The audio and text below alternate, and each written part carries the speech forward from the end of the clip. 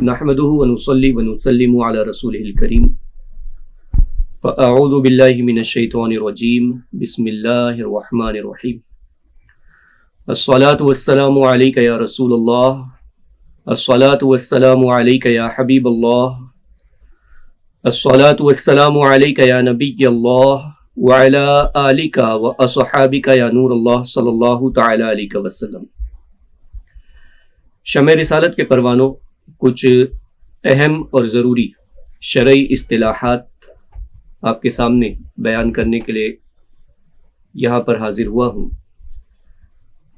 शरई इस्तिलाहात यानी इस्लाम में जितने उसूल व क़वानीन हैं, जितनी बातें हैं, जितने फ़राइज़ हैं, वाजिबात हैं, जितने आमाल हैं, हम जो अमल करते हैं, जैसे हमने नमाज अदा की, नमाज में हम क़ियाम करते हैं, रुकू करते हैं, उसके बाद सुजूद है, फिर कादा अखीरा खुरूज बिसुनही, और ये सारे आमाल जो हम करते हैं, हम नमाज से पहले वज़ू करते हैं, वज़ू में जो हम अरकान अंजाम देते हैं, कुल्ली करते हैं, नाक में पानी चढ़ाते हैं, चेहरा धोते हैं, हाथों को धोते हैं, मसाह करते हैं, पैरों को धोते हैं, ये सारे आमाल जो हम करते हैं अपनी इबादत में, तो इनमें हमने अक्सर सुना होगा कि किसी अमल को फ़र्ज़ कहा जाता है, कि ये फ़ला अमल जो है फ़र्ज़ है, फ़ला अमल वाजिब है, ये अमल सुन्नत है, ये सुन्नत मुअक्कदा है, ये सुन्नत गैर मुअक्कदा है।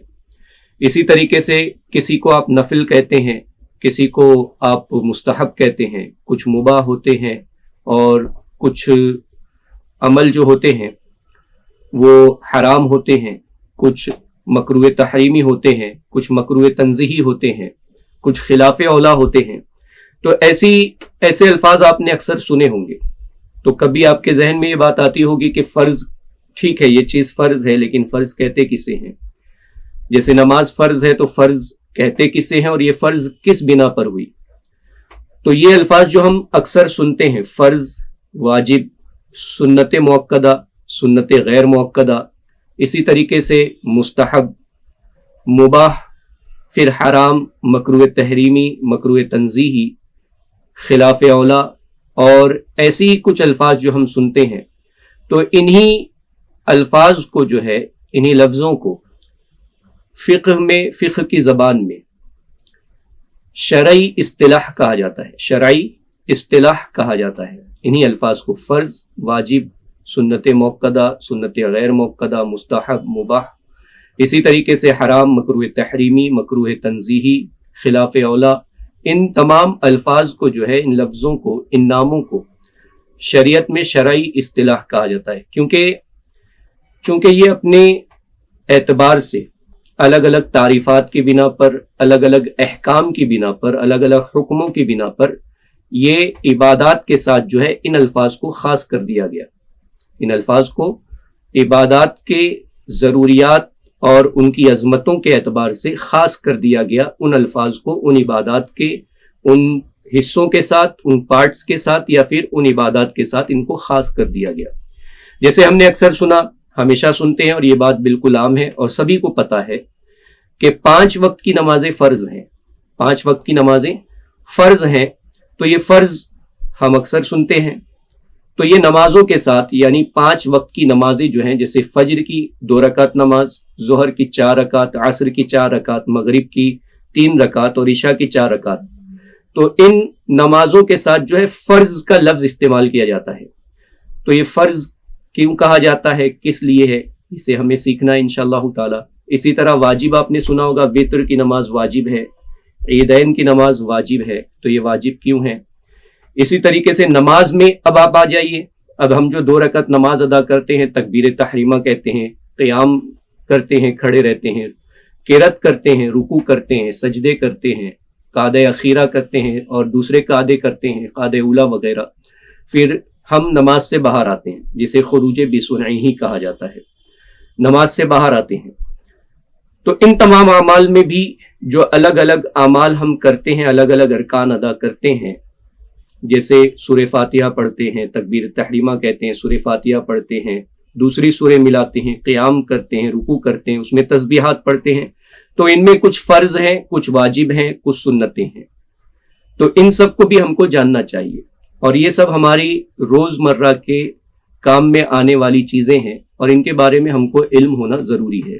तो सुन्नी दावत इस्लामी हमेशा इसलिए आपके सामने हाजिर है कि आप तक दीन की जरूरी मालूमात पहुंचाए और इल्म दीन से आपको आगाह करे, ताकि ज्यादा से ज्यादा इल्म सीख कर आप दुनिया और आखिरत में सुरखरुई हासिल कर सकें। तो आप देखें कि शरीयत में जो अच्छे काम हैं उनके लिए अलग नाम है, जैसा कि मैंने बताया, और जो बुरे काम हैं उनके लिए अलग नाम है। अच्छे कामों में फ़र्ज है, वाजिब है, सुन्नतें हैं, सुन्नत मुअक्कदा, सुन्नत गैर मुअक्कदा, इसी तरह मुस्तहब है, मुबाह है, ये अच्छे कामों में आते हैं। बुरे कामों में हराम काम है, मकरूह तहरीमी काम है, मकरूह तंजीही काम है, खिलाफ औला काम है, ये सब नापसंदीदा और बुरे कामों में शामिल होते हैं। तो अब फर्ज से हम शुरू करते हैं। फर्ज किसे कहते हैं, फर्ज का माना क्या है, उसका मीनिंग क्या है। बिल्कुल आसान लफ्जों में मैं आपको बताऊं। सबसे पहले तो ये समझ ले कि जो चीज जरूरी होती है, जो अमल जरूरी होता है, उसी को फर्ज कहते हैं। फर्ज का माना भी होता है जरूरी, यानी अहम, ऐसा काम जिसका करना जरूरी हो। तो फर्ज ऐसा काम है जो निहायत निहायत जरूरी हो, यानी बहुत ज्यादा जरूरी जो अमल है उसे फर्ज कहते हैं। यानी ऐसा अमल कि इसके बगैर कोई काम हो ही ना, उसे फर्ज कहते हैं।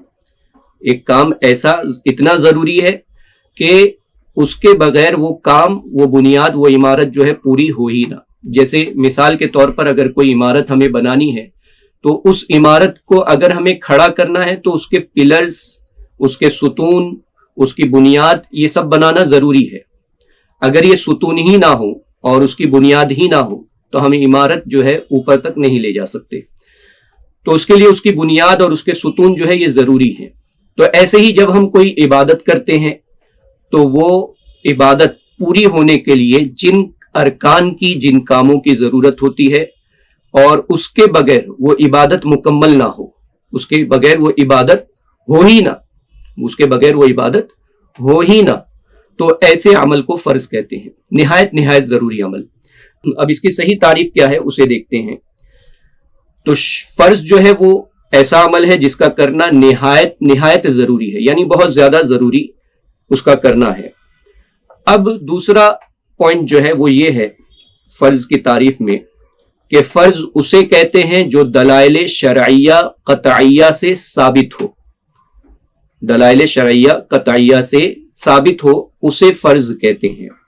अब ये थोड़ा पेचीदा जुमला है, पेचीदा तारीफ है, इसे समझना जरूरी है। तो बहुत आसान लफ्जों में मैं आपको समझा दूं कि अक्सर हम कतई लफ्ज बोलते हैं कि ये काम जो है कतई है। कतई का मतलब होता है यकीनी, यानी बिल्कुल वाज़ेह जो होता है, बिल्कुल खुला हुआ जो होता है, और जो अपने जुमलों से ही साबित हो जाता है कि हाँ इसमें ये काम करने का हुक्म दिया गया, वो कतई होता है। जैसे कुरान करीम में फरमाया गया अकीमुस सलाह, नमाज कायम करो। तो यहां पर जो कहा गया कि अकीमुस सलाह, तो ये बिल्कुल कतई और वाज़ेह है। इसमें किसी तरीके से कोई गौर व फिक्र करने वाली या तामुल की ज़रूरत नहीं है कि अकीमुस सलाह से क्या मुराद है, इसका कोई और मतलब भी हो सकता है क्या, इसकी कोई और मीनिंग्स भी हो सकते हैं क्या, ये सब चीज़ों की अब यहाँ ज़रूरत नहीं, बिल्कुल कह दिया गया अकीमुस सलाह। इसी तरह कहा गया वरकाऊ मअर राकिईन, के रुकू करो रुकू करने के वालों के साथ। तो इससे पता चल गया कि रुकू करने कहा गया है। तो ये सारी चीजें जो है हमें बिल्कुल वजाहत से खुले तौर पर बताती हैं कि हमें यहाँ पर ये काम करने का हुक्म दिया जा रहा है। इसमें हमें तामुल की, गौर व फिक्र की जरूरत नहीं। अकीमुस सलाह कहा गया तो इसका मतलब ये नहीं कि इसका ये माना तो नहीं कि कहीं पहाड़ पर जाना है या कहीं रास्ते में चलना है या कहीं दरिया किनारे बैठने कहा जा रहा है। ये सब गौर व फिक्र की जरूरत ही नहीं, बिल्कुल कतई है, खुला हुआ है, बिल्कुल वाज़ेह है। तो इसी को जो है कतई दलील कहते हैं। ऐसी दलील को कतई दलील कहते हैं जो बिल्कुल खुली हुई और वाज़ेह होती है। तो ये कतई और वाज़ेह दलील है। तो यहां से हमें जो है फर्ज का माना हासिल होता है कि ये अमल जो है फर्ज है, यानी नमाज पढ़ना फर्ज है, रोजे रखना फर्ज है। कुतिबा अलैकुमुस सियाम, कि तुम पर रोजे फर्ज किए गए। تو روزے رکھنا فرض ہے۔ اب سیام کہا گیا تو اب سیام میں ہمیں کوئی چیز ڈھونڈنے کی ضرورت نہیں ہے کہ یہاں پر کیا مطلب نکل رہا ہے، اس کا کتنے میننگس آ رہے ہیں، یہ سب ڈھونڈنے کی ضرورت نہیں۔ کتب علیکم الصیام، روزے تم پر فرض کیے گئے، تو روزے ہی مراد ہوں گے، کوئی اور عمل مراد نہیں ہوگا۔ تو یہ ساری چیزیں جو ہے ہمیں فرض کی طرف اشارہ دیتی ہیں، اور اسی کو جو ہے فرض کہا جاتا ہے۔ تو دلائل شرعیہ قطعیہ، تو یہ بالکل شرعی اور قطعی ہے۔ اسی طریقے سے تو یہ قطعی اور یہ قطعی دلیلیں ہمیں حاصل کہاں سے ہوں گی؟ تو قرآن کریم سے ہمیں یہ قطعی دلیلیں حاصل ہوں گی، احادیث متواترہ سے ہمیں یہ قطعی دلیلیں حاصل ہوں گی۔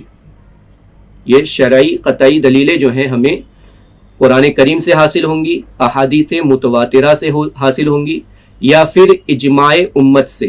اجماع امت میں سب سے پہلے اجماع صحابہ آتا ہے، صحابہ کرام کا جس بات پر اجماع ہوا کہ یہ عمل کرنا جو ہے ضروری ہے، تو اگر اس پر تمام صحابہ کا اجماع ہو گیا، یعنی سارے صحابہ اس پر جمع ہو گئے، سارے صحابہ کا اس پر اجماع ہو گیا، تو اب ایسی صورت میں وہ عمل جو ہے فرض کی کیٹیگری میں آ جائے گا۔ تو دلائل شرعیہ قطعیہ ہمیں کہاں سے ملیں گی، یہ دلیل ہمیں کہاں سے آئیں گی، وہ میں نے آپ کو بتا دی کہ قرآن کریم سے ہمیں ملے گی، احادیث متواترہ، ایسی حدیثیں جو حدیث متواترہ ہے۔ تو حدیث متواترہ وہ ہوگی جس پر ہر زمانے میں جو ہے نیک پرہیزگار لوگ جو ہے بڑی تعداد میں جمع ہو، کہ اگر اتنی بڑی تعداد میں کہ ان کا ایک ساتھ جھوٹ پر جمع ہونے پر یقین نہ کیا جائے۔ جیسے 5 وقت کی نمازیں، 5 وقت کی نمازیں جو ہیں یہ صحابہ کرام کے زمانے میں بھی تھی، اور سارے صحابہ کا اس پر عمل رہا کہ وہ 5 وقت کی نمازوں کو فرض مانتے تھے۔ اس کے بعد بھی جو تابعین، طب تابعین، امت کے دوسرے صالحین علماء جو گزرے، تو انہوں نے بھی ہمیشہ اسی پر عمل کیا کہ دن رات میں نماز جو ہے 5 وقت کی فرض ہے، 5 وقت سے زیادہ کی فرض نہیں۔ کوئی پڑھنا چاہے تو نفل کے طور پر دن بھر نماز پڑھ سکتا ہے مکروہ اوقات کو چھوڑ کر، لیکن فرض جو ہے تمام امت کے لیے، عاقل بالغ مسلمان مرد و عورت کے لیے، یہ 5 وقت کی نمازیں فرض ہیں۔ تو یہ حدیث متواترہ سے ہمیں ملتا ہے۔ تو قرآن کریم ہمارے لیے ہو گیا، حدیث متواترہ ہو گیا، اجماع امت ہو گیا۔ اجماع امت میں صحابہ کرام کا اجماع، اور پھر اس کے بعد جو ہے فقہا مجتہدین کا اجماع۔ یہ اجماع جو ہے فقہا مجتہدین کا، عام لوگوں کا نہیں۔ جیسے پبلک جو ہے، عام پبلک جو ہوتی ہے جن میں علم والے بھی ہوتے ہیں، جاہل بھی ہوتے ہیں، تو وہ عام نہیں، بلکہ فقہا مجتہدین جو علم کے اعلیٰ مقام پر قائم رہتے ہیں، ان کا اجماع۔ تو انہی 3 باتوں سے جو ہے ہمیں دلائل شرعیہ قطعیہ حاصل ہوتا ہے، اور جب دلائل شرعیہ قطعیہ ان 3 میں سے کسی ایک سے ہمیں حاصل ہو گیا تو وہ عمل جو ہے فرض کی کیٹیگری میں آ جائے گا، وہ عمل فرض کی کیٹیگری میں آ جائے گا۔ تو سب سے پہلے اس بات کو یاد رکھیں کہ فرض وہ ہے جس کا کرنا بہت زیادہ ضروری ہو۔ اس کے بعد فرض وہ ہے جو دلائل شرعیہ قطعیہ سے ثابت ہو، وہ میں نے آپ کو بتا دیا، قرآن کریم، احادیث متواترہ، اجماع امت۔ اس کے بعد جو ہے یہ اس کی تعریف ہو گئی، اس کی اہم جو ڈیفینیشن تھی وہ میں نے آپ کو بتا دیا۔ اب اس کا حکم دیکھیں کہ فرض کا اگر کوئی انکار کرتا ہے، فرض کا اگر کسی نے انکار کر دیا، اسے بالکل سے جو ہے ٹھکرا دیا، مانا ہی نہیں، تو ایسا شخص مسلمان نہیں رہ جائے گا، اسلام سے وہ باہر ہو جائے گا، خارج ہو جائے گا، اس کو کافر کہا جائے گا۔ تو اسلام سے وہ خارج ہو گیا جس نے بھی فرض کا انکار کیا۔ جیسے کوئی کہتا ہے نماز فرض نہیں، بہت سے ایسے لوگ نکلتے ہیں مجھ پر نماز فرض نہیں، تو جس نے فرضیت کا انکار کیا تو وہ اسلام سے باہر ہو گیا۔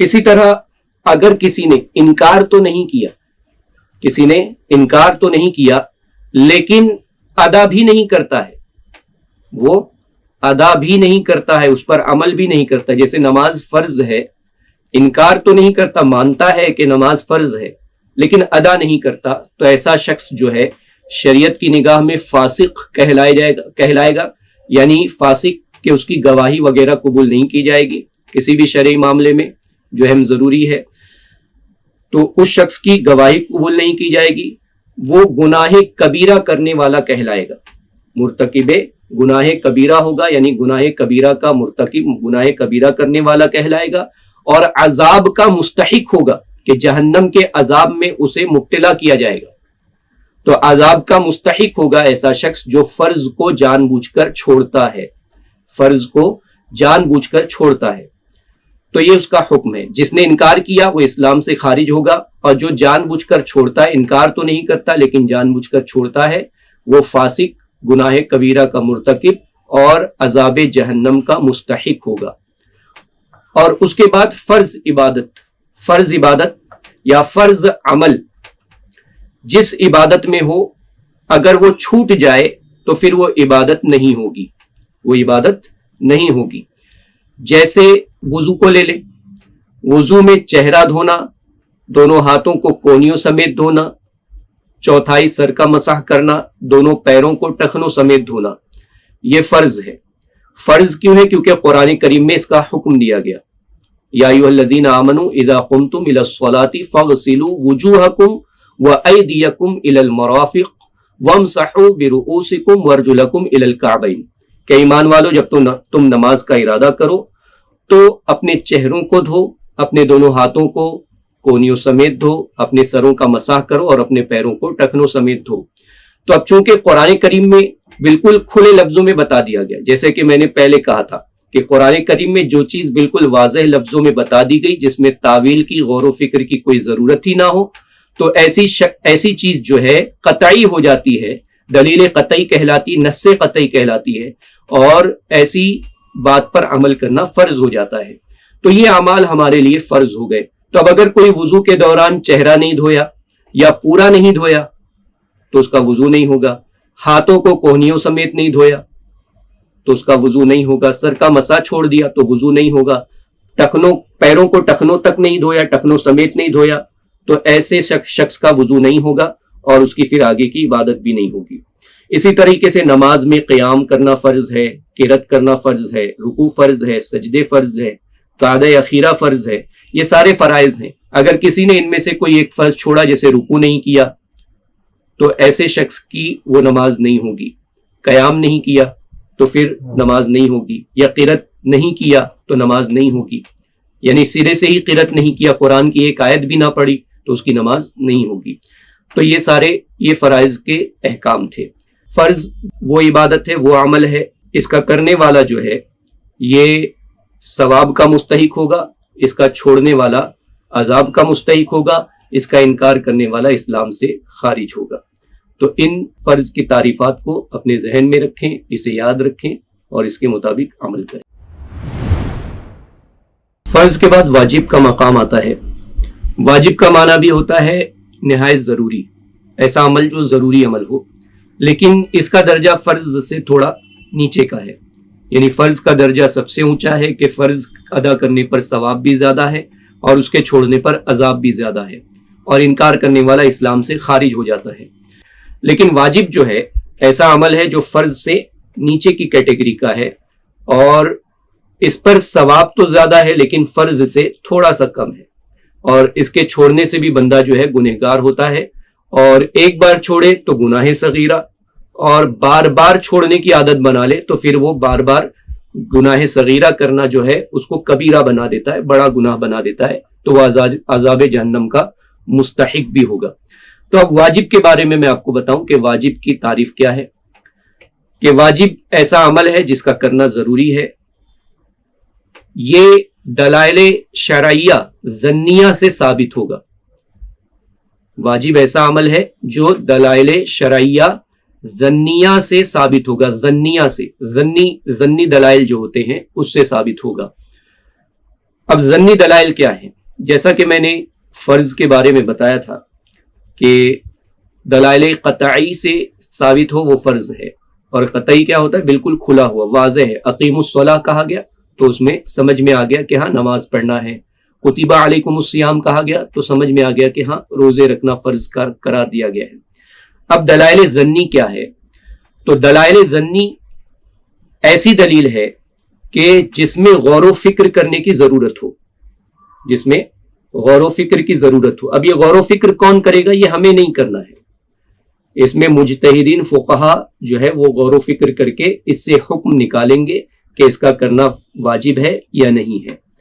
یہ فقہا کا کام ہے, مجتہدین کا کام ہے, اور انہوں نے کر بھی لیا. ایسا نہیں کہ ابھی کرنا ہے انہوں نے کر لیا, تبھی یہ واجب کی کیٹیگری جو ہے تیار ہوئی. واجب کی کیٹیگری وہ تامل اور غور و فکر کرنے کے بعد ہی تیار ہوئی ہے.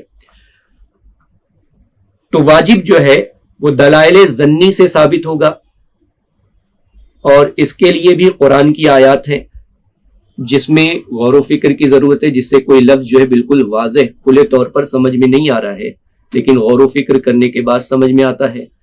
دوسرا, خبر واحد سے, ایسی حدیثوں سے جو خبر واحد کا درجہ رکھتی ہیں ان سے واجب جو ہے ثابت ہوگا. جیسے نماز میں سورہ فاتحہ کا پڑھنا واجب ہے, سورہ فاتحہ کا پڑھنا واجب ہے, اور اس کے ساتھ کوئی سورت یا پھر ایک بڑی آیت یا 3 چھوٹی آیتوں کا ملانا یہ واجب ہوگا. تو یہ وجوب جو ملتا ہے یہ ہمیں دلائل ظنیہ سے ملتا ہے, خبر واحد سے ملتا ہے, تو اس کے لیے یہ ضروری ہے. اسی طرح اجماع اس میں بھی آئے گا, اجماع امت جو ہے اس میں بھی شامل ہوگا واجب میں بھی, لیکن فرض کے مقابلے میں اس میں اجماع جو ہے کم ہوگا, کہ یہاں پر کوئی جو ہے اپنے علم کے مطابق کوئی مجتہد اختلاف بھی کر سکتا ہے, جیسے امام اعظم ابو حنیفہ اور امام شافعی کا اختلاف, کہ فرض کے معاملے میں وہ لوگ تو ایک ہیں کہ 5 وقت کی نماز جو ہے امام اعظم ابو حنیفہ کے نزدیک بھی فرض ہے, امام شافعی کے بھی نزدیک فرض ہے. ایسا نہیں ہے کہ امام اعظم ابو حنیفہ نے 5 وقت کی نماز فرض کی تو امام شافعی آئے اور انہوں نے کہا کہ میں 7 وقت کی فرض کرتا ہوں. ایسا نہیں ہے, معاذ اللہ من ذالک.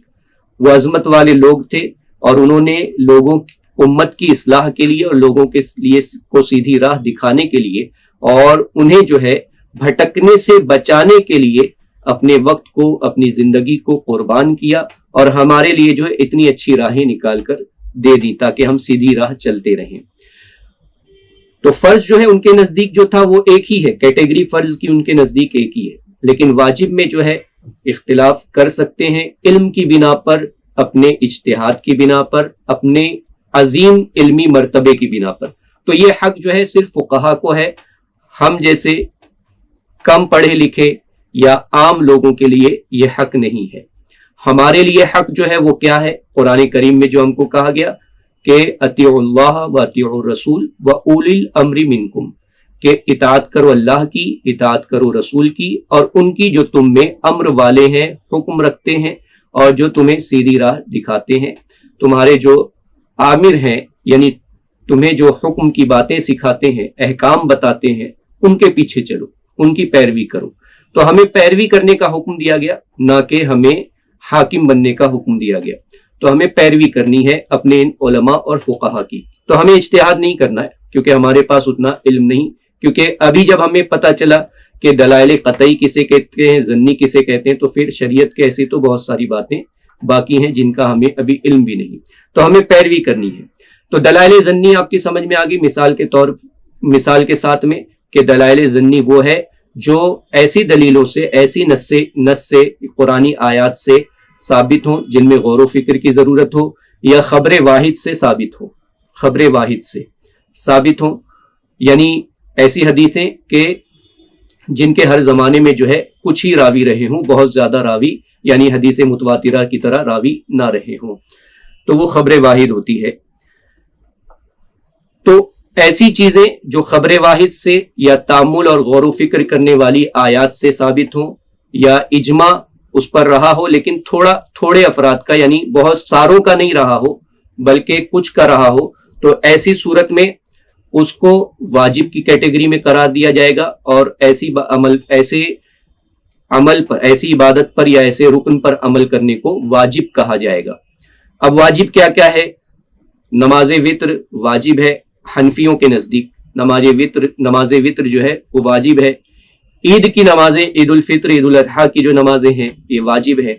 اسی طریقے سے نماز میں جو ارکان آتے ہیں, جیسے لفظ اللہ اکبر کہنا, تکبیر تحریمہ کے وقت لفظ اللہ اکبر کہنا واجب ہے. اسی طریقے سے قیام میں سورہ فاتحہ کا پڑھنا اور اس کے ساتھ کوئی سورت یا پھر 3 چھوٹی آیتوں کا پڑھنا یہ واجب ہے. اسی طریقے سے رکوع سے سیدھا کھڑا ہونا, اسی طریقے سے دونوں سجدوں کے درمیان سیدھا بیٹھنا, इसी तरीके से तशहुद यानी अत्तहियात का पढ़ना, ये सारे जो है वाजिबात हैं। इसे इंशाअल्लाह ताला इनके मौके पर बयान किया जाएगा। तो ये सब वाजिबात हैं। अब वाजिब का हुक्म क्या है? वाजिब का हुक्म ये है कि इसका इनकार करने वाला गुमराह बदमजहब होगा। इसका इनकार करने वाला गुमराह बदमजहब होगा। अगर किसी इबादत में वाजिब हो, किसी इबादत में कोई अम्र वाजिब हो और वो जानबूझकर छोड़ दे, तो उस इबादत का दोहराना वाजिब है। जैसे सूरह फातिहा जानबूझकर नहीं पढ़ा तो फिर उस इबादत को दोबारा दोहराए, उस नमाज को दोबारा दोहराए। और अगर भूल गया सूरह फातिहा पढ़ना या कोई सूरह यानी कोई वाजिब अगर भूल गया, तो फिर आखिर में सजदे सहू कर ले, उसका वो भूल जो है उसकी वो भूल माफ हो जाएगी और उसकी नमाज पूरी हो जाएगी। अगर सजदे सहू भी नहीं किया तो उस इबादत को, उस नमाज को दोबारा दोहराना उस पर वाजिब होगा। ये इसका हुक्म है। और अगर कोई इसे लगातार छोड़ता है वाजिब को, तो गुनहगार होगा, फासिक कहलाएगा और अजाब जहन्नम का मुस्तहिक होगा।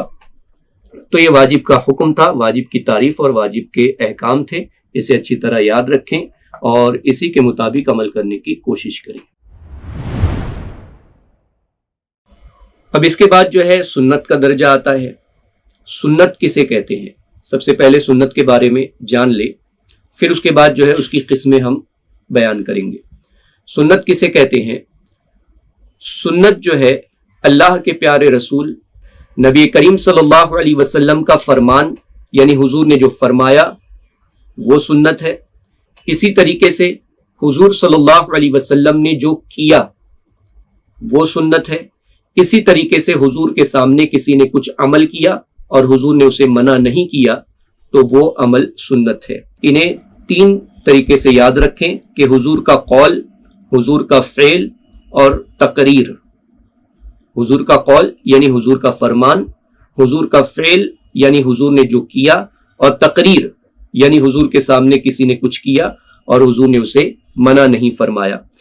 तो इन तीन बातों को जो है सुन्नत कहा जाता है। अब इसके बाद सुन्नत का हुक्म क्या है? तो सुन्नत का हुक्म यह है कि जिसके करने वाले को सवाब मिलता है, बहुत सवाब मिलता है। सुन्नत के करने वाले को सवाब मिलता है और छोड़ने वाले को अगर कभी कभार छोड़ दे तो उसको इताब किया जाएगा, यानी डांटा जाएगा, उसको तंबीह की जाएगी, सख्ती की जाएगी उस पर शरीयत की जानिब से कि इसकी छोड़ने की आदत ना बनाए। और अगर आदत बना लेता है छोड़ने की तो फिर वो अजाब का मुस्तहिक होगा। अगर उसने छोड़ने की आदत बना ली तो अजाब का मुस्तहिक होगा। अब इसकी किस्में कितनी हैं? इसकी दो किस्में हैं। एक सुन्नत मुअक्कदा है, दूसरी सुन्नत गैर मुअक्कदा है। मुअक्कदा उस सुन्नत को कहते हैं जिसके करने पर ताकीद आई है। ताकीद, ताकीदन जिसे कहा गया, यानी जिस पर जोर देकर कहा गया कि इसे किया जाए, सुन्नत मुअक्कदा कहते हैं। अब आप कहेंगे ताकीद कैसे होगी? जोर कब दिया गया? किस सुन्नत के लिए जोर दिया गया? तो कभी कभी जो है कौल के जरिए किसी अमल पर जो है प्रेशर दिया जाता है, जैसे बार बार उस चीज को बोलकर। जैसे कुरान करीम में हम पढ़ें तो वहां पर कई मकामात पर अकीमुस्सलाह व वातुज़ ज़कात कहा गया कि नमाज कायम करो, ज़कात अदा करो, कई मकाम पर कहा गया। तो ये उसकी अहमियत को ताकीदन बताया जाता है, या जुमले में कई मरतबा उसे दोहराया जाता है तो ये भी ताकीद होती है। और ताकीद ये तो एक कौल के जरिए हो गई, दूसरी अमल के जरिए होती है कि हमेशा उस पर अमल किया, हमेशा उस पर अमल किया तो अमल के जरिए ताकीद हो गई। तो अब वो सुन्नत मुअक्कदा हो गई कि हुजूर सल्लल्लाहु अलैहि वसल्लम ने जिस सुन्नत पर हमेशा अमल किया वो सुन्नत मुअक्कदा है, लेकिन फर्ज ना हो जाए इसलिए कभी कभार उसे तर्क भी कर दिया। वो फर्ज ना हो जाए इसलिए उसे कभी कभार तर्क भी कर दिया, या फिर अपने कौल के जरिए जो है उसके बारे में आसानी फरमा दी। जैसे मिसवाक कि हुजूर सल्लल्लाहु अलैहि वसल्लम ने फरमाया कि मैं चाहता हूं, यानी मेरी ये पसंद है कि मिसवाक जो है अगर मेरी उम्मत पर गिरा ना होता, मेरी उम्मत पर अगर भारी ना होता तो मिसवाक को मैं अपनी उम्मत के लिए फर्ज करार दे देता। تو اگر گرا نہ ہوتا تو امت کے لیے مسواک فرض قرار دے دی جاتی کہ مسواک کی جائے ہر نماز سے پہلے، تو یہ بھی فرضیت میں آ جاتی۔ لیکن اب چونکہ حضور صلی اللہ علیہ وسلم نے اسے فرضیت کی کیٹیگری سے پہلے ہی خارج کر دیا، تو اب یہ ہمارے لیے سنت ہو گئی، لیکن حضور نے اسے پسند فرمایا، تو ہمیں چاہیے کہ ہمیں یہ کرنا چاہیے۔ تو سنت موقدہ وہ ہے جسے رسول اعظم صلی اللہ علیہ وسلم نے ہمیشہ کیا، لیکن فرض نہ ہو جائے اس لیے کبھی جو ہے اسے ترک بھی فرمایا، یعنی اس کے فرض نہ ہونے کی تنبیہ بھی فرمائی کہ یہ فرض نہیں، جس طریقے سے مسواک کی میں نے مثال دی۔ تو فرض نہ ہو جائے اس لیے ترک بھی فرمایا، یا فرض نہ ہونے کی اس پر حضور صلی اللہ علیہ وسلم نے تنبیہ بھی فرمائی، تو یہ سنت موقدہ ہے۔ جیسے فجر کی 2 رکعت سنت موقدہ ہے، ظہر سے پہلے کی 4 رکعت اور ظہر کے فرض نماز کے بعد کی 2 رکعت سنت موقدہ ہے۔ اسی طریقے سے مغرب کے بعد کی 2 رکعت سنت موقدہ ہے، عشاء کے بعد کی 2 رکعت سنت موقدہ ہے۔ تو یہ ساری سنتیں جو ہیں سنت موقدہ ہے، تو اس پر ہمیں جو ہے عمل کرنا چاہیے۔ فجر کے پہلے کی جو 2 رکعت سنت ہے وہ سنت موقدہ اتنی زیادہ ہے کہ بعض علماء نے اسے واجب کے قائم مقام قرار دیا، کہ بالکل واجب کے قریب تر ہے، کہ اسے کبھی ترک ہی نہیں کرنا چاہیے۔ تو اس کا ہمیں خیال رہے کہ یہ سنت موقدہ ہے۔ اس کے بعد سنت غیر موقدہ۔ سنت غیر موقدہ ایسی سنت ہے کہ جس پر جو ہے سختی نہیں کی گئی، سنت موقدہ کے جیسی تاکید یا سختی جو ہے نہیں کی گئی، بلکہ اس کے معاملے میں جو ہے بہت ہلکا رکھا گیا اسے سنت موقدہ کے مقابلے میں۔ تو سنت غیر موقدہ جسے حضور صلی اللہ علیہ وسلم نے ہمیشہ نہیں کیا، سنت غیر موقدہ وہ سنت ہے جسے حضور صلی اللہ تعالی علیہ وسلم نے ہمیشہ نہیں کیا، کبھی کبھار کیا، تو وہ عمل بھی ہمارے لیے سنت ہو گیا۔ لیکن سنت غیر موقدہ، علماء نے نوافل کو بھی سنت غیر موقدہ میں ہی شامل کیا ہے۔ اکثر علماء نے نوافل کو بھی، نفل عبادات کو بھی سنت غیر موقدہ میں شامل کیا۔ اسی لیے دیکھیں آپ، نماز چاشت، اشراق اور اسی طریقے سے تہجد وغیرہ، ان کو نفل کہا جاتا ہے۔ تو یہ ساری چیزیں جو ہے حضور صلی اللہ علیہ وسلم نے اس پر عمل کیا، لیکن ہمیشہ نہیں کیا، تو یہ سنت غیر موقدہ کی یا نفل کی کیٹیگری میں یہ چیزیں آ جائیں گی۔ تو سنت غیر موقدہ کو ہی نفل بھی کہا جاتا ہے، نفل جو ہے سنت غیر موقدہ کو ہی کہا جاتا ہے۔ تو سنت غیر موقدہ کو کبھی نفل بھی کہتے ہیں، تو اکثر علماء نے اسے نفل کی کیٹیگری میں شامل کیا ہے۔ اسی لیے ہم نفل کے بارے میں الگ سے بیان نہیں کریں گے، اسی میں اسے سمجھتے چلیں، اس کا حکم جو ہے وہ کیا ہوگا۔ تو سنت غیر موقدہ کی مثال پہلے دیکھ لیں کہ سنت غیر موقدہ جو ہے نماز عصر اور نماز عشاء، نماز عصر اور عشاء سے پہلے کی جو 4 رکعت سنتیں ہیں وہ سنت غیر موقدہ ہے۔ اس کا حکم یہ ہے کہ اس کے چھوڑنے والے کو گنہگار یا پھر عذاب جہنم کا مستحق تو نہیں کہیں گے، لیکن اس کے چھوڑنے والے کو شریعت نے پسند نہیں کیا، اس کا چھوڑنا جو ہے شریعت نے پسند نہیں کیا۔ شریعت اس بات کو ناپسند کرتی ہے کہ کوئی سنت غیر موقدہ کو ترک کرے، اس لیے چاہیے کہ سنت غیر موقدہ کو ادا کیا کریں، اسے ترک نہ کر دیا کریں۔ ہاں اگر کبھی کبھار ترک ہو جائے تو اس میں حرج نہیں ہے، لیکن اس کے چھوڑنے کی عادت ہرگز نہ بنائیں۔ یہ سنت کی تعریف، اس کی مثال اور اس کے احکام تھے، اسے یاد رکھیں اور اسی کے مطابق عمل کرتے رہیں۔ اب اس کے بعد جو ہے مستحب کا درجہ آتا ہے، سنتوں کے بعد مستحب کا درجہ آتا ہے۔ مستحب کو بھی سنت کی ہی قسموں میں رکھا گیا ہے، لیکن یعنی یہ بھی ایک طرح کی سنت ہی ہے، مستحب یہ بھی ایک طرح کی سنت ہی ہے، لیکن پہلی دونوں سنتوں یعنی سنت موقدہ اور غیر موقدہ، ان دونوں سے اس کا درجہ جو ہے کم ہے۔ یا پھر یہ مستحب ایسا عمل ہوگا جسے حضور صلی اللہ تعالی علیہ وسلم نے تو نہیں کیا یا صحابہ نے بھی نہیں کیا، لیکن امت کے دوسرے علماء صلحاء نے اسے کبھی کیا ہو، اسے کبھی کیا ہو تو وہ عمل مستحب ہوگا۔ تو مستحب کیا ہے اس کے بارے میں سن لیں کہ مستحب ایسا عمل ہے کہ جس کے کرنے کو شریعت نے پسند کیا ہے اور इसके करने पर सवाब है, और इसके ना करने पर कोई गुनाह नहीं, इसके ना करने पर कोई गुनाह नहीं और कोई नापसंदीदगी भी नहीं, इसके ना करने पर कोई गुनाह नहीं और कर लेने पर सवाब है। जैसे हम फातिहा खानी करते हैं, तो फातिहा खानी करना ये कुरानी आयात और अहादीस करीमा से जो है ये सूरतों के एतबार से यानी हालात के एतबार से उनमें गौर व फिक्र करने के एतबार से साबित होता है। लेकिन अगर साबित ना भी हो तो उसमें एक चीज आप ये याद रखें कि फातिहा खानी में क्या किया जाता है, कुरान करीम की तिलावत होती है, अल्लाह के उन बंदों के लिए जो हमसे पहले गुजर चुके उनके लिए दुआए मगफिरत की जाती है। तो ये अमल जो है कुरान करीम से भी साबित है कि अपने मरहूमीन के लिए दुआए मगफिरत की जाए। अल्लाह के कई नबियों ने दुआएं की, अल्लाह के नेक बंदों ने दुआएं की, उसकी दलीलें जो है मौजूद है। सूरह हश्र की 10वीं आयत आप देख लें। तो ये अमल जो है दुआ करना अपने मरहूमीन भाइयों के लिए, अपने मुसलमान भाइयों के लिए जो हमसे पहले रुखसत हो गए, मगफिरत की दुआ करना, अपने माँ बाप के लिए, वालिदैन के लिए मगफिरत की दुआ करना, ये सब अमल जो है मुस्तहब है। ये सब अमल मुस्तहब है कि इसके करने पर सवाब है, ना करने पर कोई गुनाह नहीं है, ना करने पर कोई गुनाह नहीं है। तो ये अमल जो है मुस्तहब की कैटेगरी में आ जाएगा।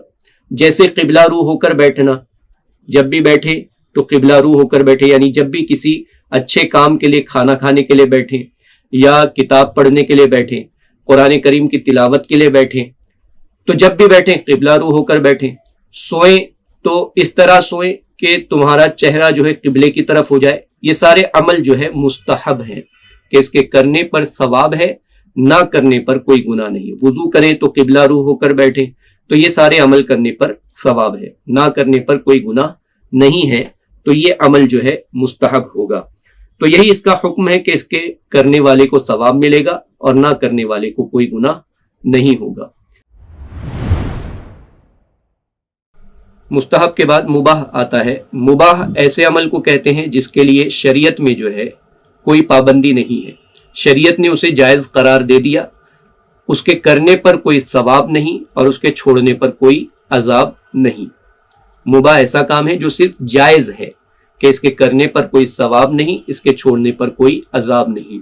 यानी ऐसा नहीं है कि जैसे आज के ज़माने में हम अगर सेल फोन इस्तेमाल करते हैं तो ये हमारे लिए जायज़ है, जायज़ तरीके से अगर इस्तेमाल करते हैं तो हमारे लिए जायज़ है, इसमें हमें कोई पकड़ नहीं है। और यानी ऐसा नहीं है कि सेल फोन इस्तेमाल करने पर सवाब होगा या छोड़ने पर कोई अजाब होगा, या करने पर अजाब या छोड़ने पर सवाब, ऐसा नहीं है। बल्कि मुबाह काम है कि ये जायज़ है हमारे लिए, शरीयत ने इस पर पाबंदी नहीं लगाई, इससे शरीयत ने हमें जायज़ ठहराया है कि आप ये काम कर सकते हैं। हाँ, उसके इस्तेमाल में अगर हम गलत राह चलते हैं तो फिर उस गलत तरीके से इस्तेमाल करने में फिर गुनाह होगा, वो तो हर कोई अच्छी तरह जानता है।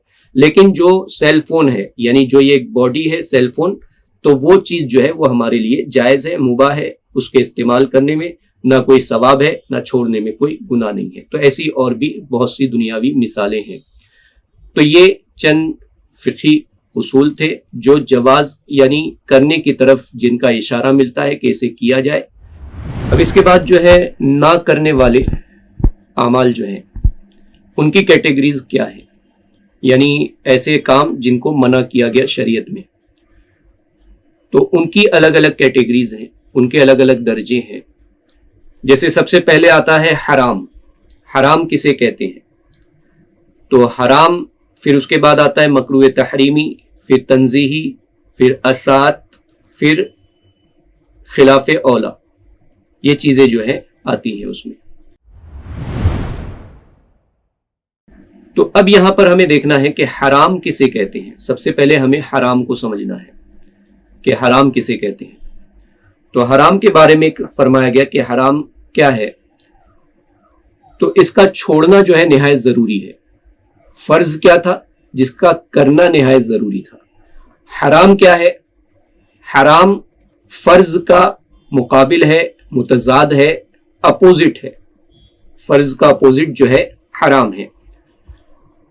तो हराम का छोड़ना निहायत जरूरी है। حرام کا ثبوت کہاں سے ہوگا؟ تو حرام کا ثبوت بھی دلائل شرعیہ قطعیہ سے ہی ہوگا. جس طریقے سے فرض کا ثبوت دلائل شرعیہ قطعیہ سے ہوگا، اسی طریقے سے حرام کا ثبوت بھی دلائل شرعیہ قطعیہ سے ہی حرام کا ثبوت ہوگا. یعنی قرآن کریم کے ذریعے، احادیث متواترہ کے ذریعے، اجماع صحابہ یعنی سارے صحابہ جس پر مجتمع ہوں، اسی طریقے سے مجتہدین فقہا کا اجماع یعنی اکثر فقہا جو ہے زیادہ تعداد میں اس پر جن کا اجماع ہو تو وہ چیزیں حرام ہوں گی. جن کے حرام ہونے پر اجماع ہو جائے تو وہ حرام ہوں گی. اب دلائل قطعیہ آپ دیکھ لیں، قطعی دلائل جو ہے، دلیل جو ہے، تو قطعی دلیل آپ دیکھیں قرآن کریم میں جہاں پر شراب کو حرام قرار دیا گیا تو بالکل واضح ہے، وہاں پر غور و فکر کی ضرورت نہیں کہ شراب سے کوئی پانی تو مراد نہیں، کوئی شربت تو مراد نہیں. شراب کہا گیا تو شراب اب کوئی بھی ہو تو اس میں ساری شرابیں آ گئیں، چاہے اس کا نام بدل کر لوگ رکھیں، لیکن شراب ہمیشہ کے لیے حرام ہو گئی، اسے قرآن کریم سے حرام قرار دے دیا گیا. اسی طریقے سے مردار کا حرام ہونا، خون کا حرام ہونا، خنزیر کا حرام ہونا، اور ایسا ذبیحہ جس پر اللہ کا نام نہیں لیا گیا اس کا حرام ہونا، یہ قرآن کریم سے بالکل واضح طور پر جو ہے ثابت ہے. اس کے حرام ہونے میں کسی طریقے کا کوئی شک شبہ ان چیزوں کے حرام ہونے پر نہیں ہے. تو یہ بالکل واضح طور پر سمجھ میں آ گیا کہ ہاں یہ چیزیں حرام قرار دے دی گئی ہیں، تو یہ چیزیں حرام ہیں. حرام کا حکم کیا ہے؟ اگر کسی نے حرام چیز کا انکار کیا، جیسے شراب کے حرام ہونے کا انکار کر دیا، تو ایسا شخص اسلام سے باہر ہو جائے گا، کیونکہ یہ قطعی ثبوت ہے، دلیل قطعی سے ثابت ہے.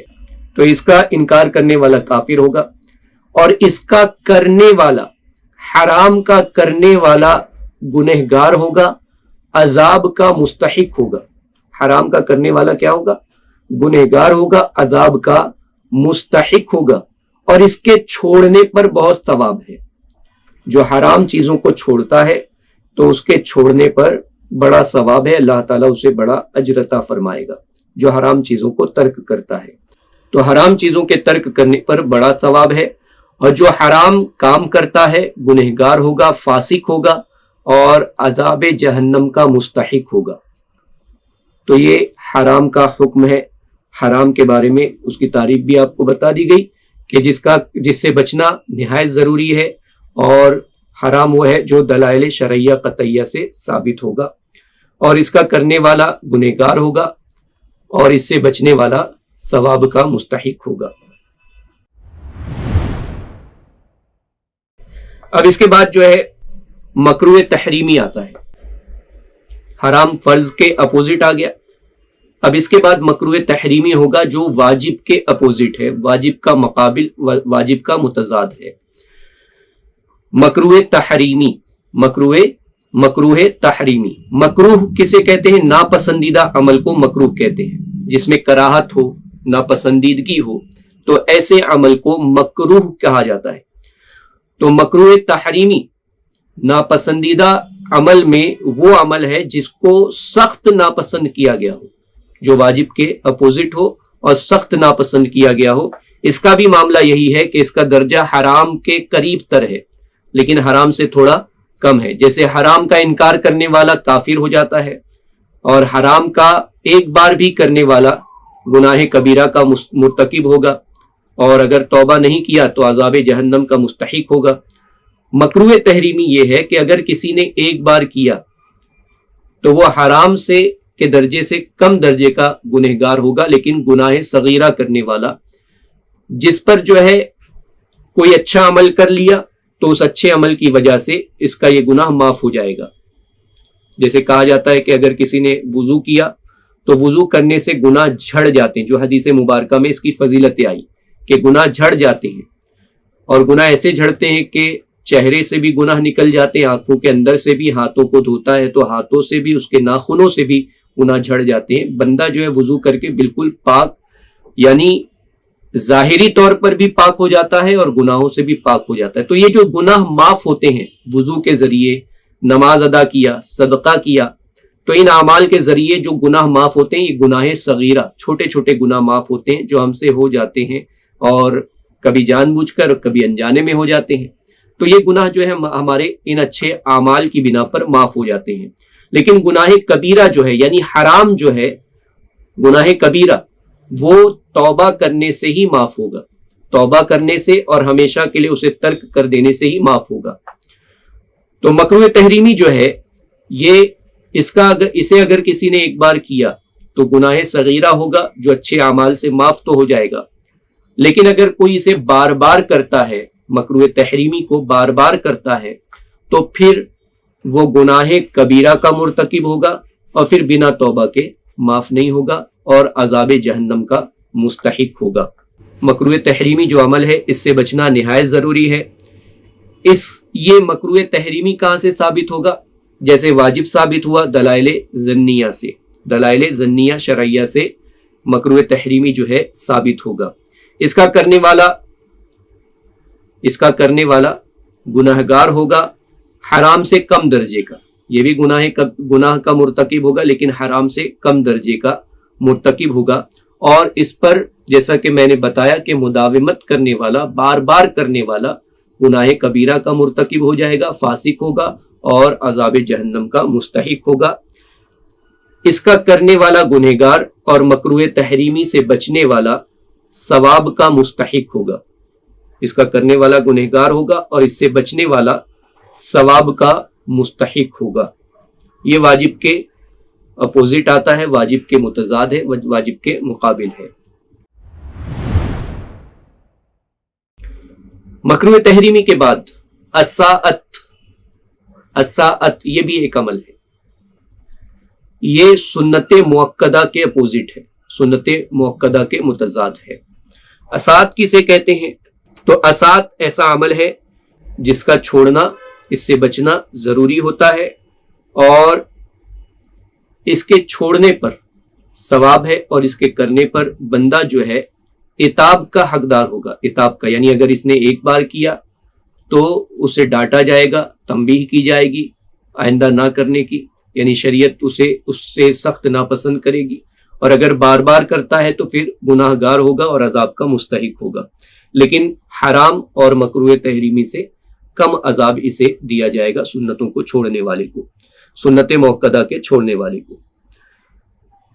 تو یہ سنت موقدہ کے اپوزٹ ہو گیا۔ اب اس کے بعد جو ہے مکروہ تنزیہی آتا ہے، مکروہ تنزیہی، اساعت کے بعد مکروہ تنزیہی آتا ہے۔ اس کے کرنے کو شریعت نے ناپسند کیا ہے، لیکن مکروہ تنزیہی کے کرنے والے پر کوئی عذاب یا گناہ کی وعید نہیں آئی ہے، لیکن شریعت نے اسے ناپسند کیا، مگر اس سے بچنے پر ثواب ضرور سنایا گیا ہے کہ مکروہ تنزیہی سے جو بچے گا تو اسے ثواب ضرور حاصل ہوگا، جیسے سنت غیر موقدہ، کہ سنت غیر موقدہ کے متضاد اپوزٹ میں جو ہے مکروہ تنزیہی عمل آتا ہے، تو اس کے کرنے پر کوئی عذاب کی وعید تو نہیں سنائی گئی، لیکن اس کے کرنے والے کو شریعت نے ناپسند کیا ہے، اس کا کرنا شریعت کو ناپسند ہے، اور اس کے کرنے پر جو ہے ثواب ہے۔ اس کے بعد ہے خلاف اولا۔ خلاف اولا جو ہے مستحب کے مقابل ہے۔ اس کا معاملہ یہ ہے کہ اس کے بچنے پر بھی ثواب ہے، اس کے بچنے پر بھی ثواب ہے، لیکن اس کے کرنے والے کو نہ کوئی وعید ہے اور نہ کوئی عذاب کی وعید سنائی گئی ہے، نہ عتاب ہے۔ یہ ہے کہ شریعت نے اسے بھی ناپسند کیا ہے، خلاف اولا عمل کو بھی شریعت نے ناپسند کیا ہے۔ اس سے بچنا جو ہے ثواب کا باعث ہوتا ہے کہ بہتر ہے کہ اس سے بچا جائے، لیکن اگر کوئی کرتا ہے تو اس پر کوئی شرعی حکم لاگو نہیں کیا جائے گا کہ وہ گنہگار ہے یا فاسق ہے، گناہ کبیرہ کا مرتکب ہے یا عذاب جہنم کا مستحق ہے، یہ اسے نہیں کہا جائے گا۔ یہ مستحب کے اپوزٹ ہوتا ہے، مستحب کے مقابل ہوتا ہے۔ تو یہ کچھ شرعی فقہی اصطلاحات تھیں جو آپ کے سامنے بیان کی گئیں۔ اسے اچھی طریقے سے سن کر اچھے سے اسے یاد رکھیں۔ اللہ تبارک و تعالی ہم سب کے علم و عمل میں اضافہ فرمائے۔ وآخر دعوانا ان الحمد للہ رب العالمین۔ السلام علیکم۔ आज ही SDI चैनल को सब्सक्राइब करें, बेल आइकन पर क्लिक करें। हमारी हौसला अफजाई के लिए कमेंट्स, लाइक और शेयर भी करते रहें।